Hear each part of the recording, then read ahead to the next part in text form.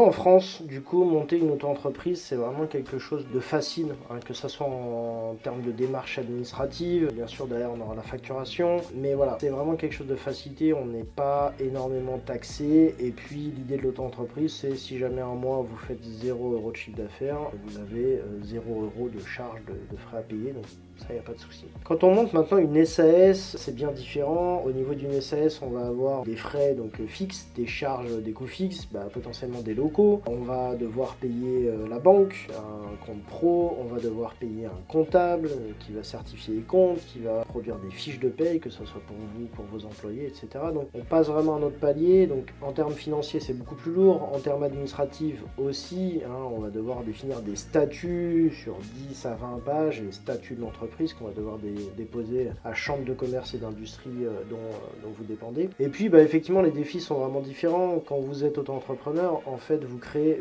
votre métier. Donc vous allez vous créer votre emploi. C'est vous que vous vendez, c'est vos services que vous vendez, c'est vos compétences, c'est la qualité que vous allez vendre. Quand vous êtes chef d'entreprise, maintenant, vous allez vendre le service, vous allez vendre le travail, vous allez vendre la qualité fournie par d'autres personnes que vous. Donc déjà, là, effectivement, c'est différent. Et puis les défis, ça va être de savoir construire une bonne équipe, une équipe efficace, une équipe qui sait travailler les uns avec les autres. Et ça, forcément, c'est pas toujours facile.